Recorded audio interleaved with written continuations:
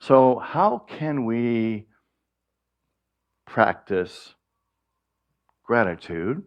How can we find gold in the gravel? You interested? Okay. I got 5 ways, of course. So the first thing we do, and we talk about this a lot, I think I mentioned this last week too, it's so important, is to pause before you react, right? And the more you do this, the more you'll see that you have the ability to, because you're conditioning again your brain, your body, your mind, and to be connected to your spirit. And when something happens that triggers you, you have a choice. You have like a 2-second choice.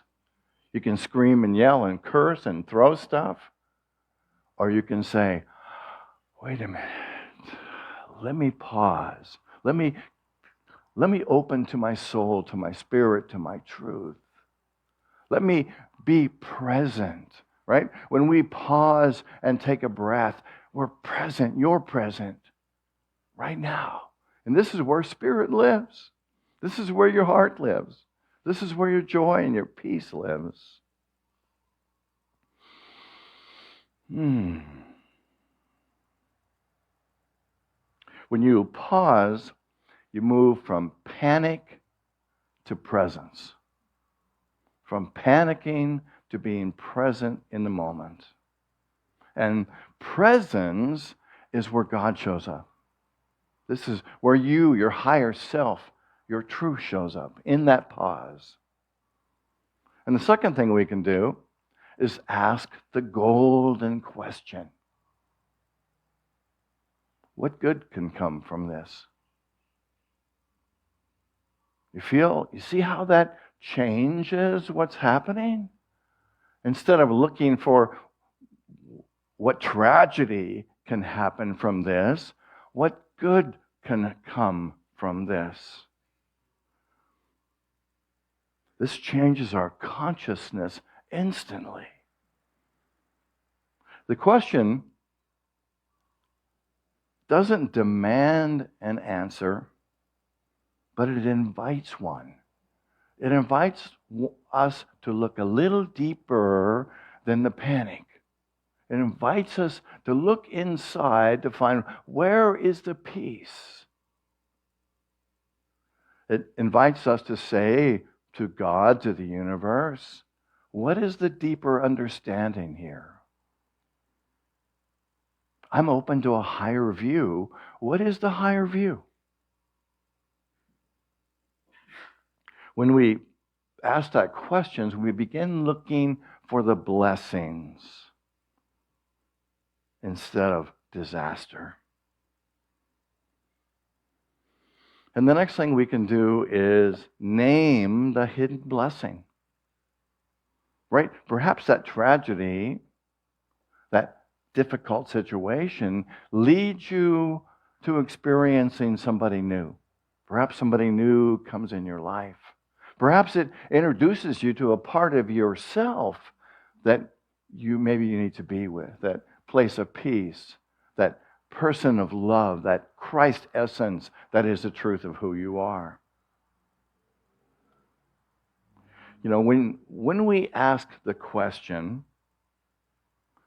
when we name that hidden blessing, we anchor ourselves in truth rather than turmoil.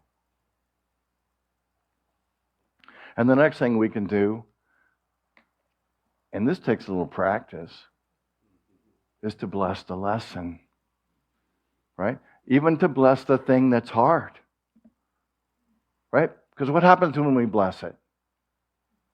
What happens? You know. It's just, yeah, and it lowers our resistance, right? It lowers our resistance so we can be present to whatever the gift is that's in the lesson. Right? When we say, I bless this, we align ourselves with divine order. We align ourselves with the truth of who we are, with our essence, with our joy, with our peace, with that which we're here to experience as spiritual beings having a physical experience. Lots of times stuff happens, we react. Why? It's almost like Spirit is saying, oh, you're on a spiritual path. Well, how about learning from this? Right? And when we bless the things that challenge us, we get our power back. Right? Because all of a sudden, we are in it. We are powerful. We are saying, I'm going to manage this. I'm going to be present in this. I'm going to create something good out of this.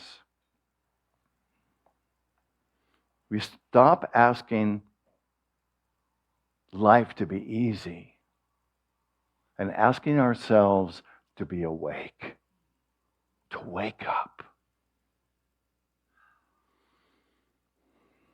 Something good is happening here. Even if I can't see it yet, something good is happening in every difficult situation, even though we can't see it.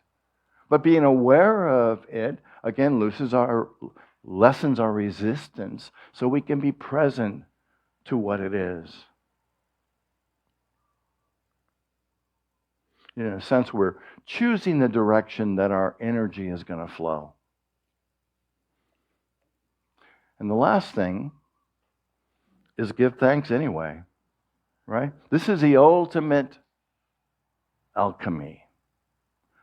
And, I think I'm remembering back, and somebody told me years ago, if we got up in the morning and said, thank you, God, thank you, universe, thank you for this day, it opens us up to the fullness that we can be.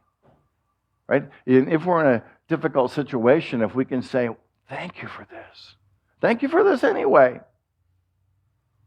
Again, it changes our perception. It's a declaration of faith that opens us up to that which wants to be known by us. And you would say it when you don't mean it. Right? Yeah, because it's like you got some resistance. I'm not going to say thank you for this. Ever feel that way? Right? Say thank you anyway. Right? Because again, we're conditioning our mind to respond to Spirit and to be thankful regardless of what's happening.